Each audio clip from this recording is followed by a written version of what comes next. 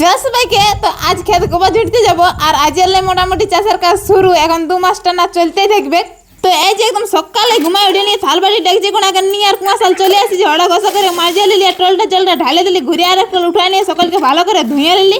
আর এই যে টলটা জলটা দিয়ে ভালো করে বিখরা লিছি ঘুরিয়ে আরেকবার। তো এই যে সকালে আমার ধুয়া হয়ে গেল। তো এই যে সকাল থাল বাটি ডেকছি কোনাকে মাথাটা লাদা নিলি, এবার টুরুক টুরুক ঘর চলে যাবো। আর রিমিও সকালে ঘুমাই উঠে গেছে, ও দাদুর সঙ্গে কুয়াশাল চলে গেছে। তো ওই যে ওরা পেছনে পেছনে আসছে আর আমি এদিকে ঘর দিকে উজান দিয়েছি। তো ঘর আসে আগুন ধরে ওদানকে চাপান দিয়েছি আর চালকে এবারে পাছড়া লিছি, কারণ জলদি করে খাইতে হবে, না তো রোদ হয়ে গেলে তখন গোবর ছেড়াতে পারবো না। এই যে চালকে ধুয়ে লিছি টোলে নিয়ে, তো কচকচা করে ধুয়ে নিয়ে এবার ডেকছি মেরান দিলি।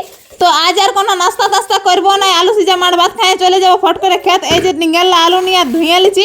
তো এই যে আলুকে কচকচা করে ধুয়ে ভাতে সিদ্ধে দিয়ে দিলি আর এবার একটু ঢাকান দিলি। তো দেখো ভাত আমার বলকে গেছে আর এবার লাড়ে দেখছি সিজলো কি সিজলো না। তো এই যে দেখছি ভাত সিজে গেছে, আলুও সিজে গেছে। তো এই যে নামানি আলুকে ছড়াই আর নুন তেল লঙ্কা দিয়ে ভর্তা করে লিছি।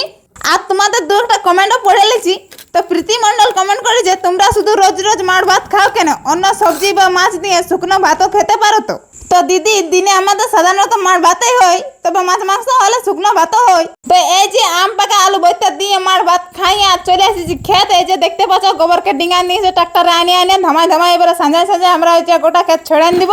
তো এই যে দিদি আর আমি ঠেসে গেছি, অনেক বড় খেত ভরে দু ট্রাক্টর আনিয়ে ডিঙা নিয়েছে, ওলে সব ছড়াই শেষ করতে হবে। তো রামরাজ লিখেছে চাষের কাজ শুরু হয়ে গেছে। তো হ্যাঁ দাদা, আজের লান্দে চাষের কাজ শুরু হয়ে গেল। আর ধরণী মা তো কমেন্ট করে যে সোনার ফসলের সুবর্ণ প্রস্তুতি, এবার ফলন দেখার মতো হবে। তো ধন্যবাদ দাদা, তবে ফলন কেমন হবে গোটা তো এখনই বলতে পারছি না, তবে ওই যে বলে আশাই মরে চাষা। আর দুবরাজ মা তো কমেন্ট করেছে গোবর দিলে দবড় ধান হবে। তো হ্যাঁ দাদা, গোবর দিলে দবড়াই হয়, তবে এখন গোবর পাওয়াই মুশকিল, কারণ কেউ বেশি গাই গরু রাখছে নাই।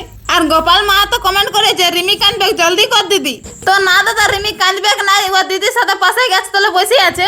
আর রাজদূত মা তো কমেন্ট করেছে বাড়ির মা তোমাকে দণ্ডবোধ হয়। তো দেখো বাবু, চাষ না করলে খাবো কি? আর তোমাদের কার কত দূর গোবর ছেড়ে ছেড়ে হলে কমেন্ট করে জানা।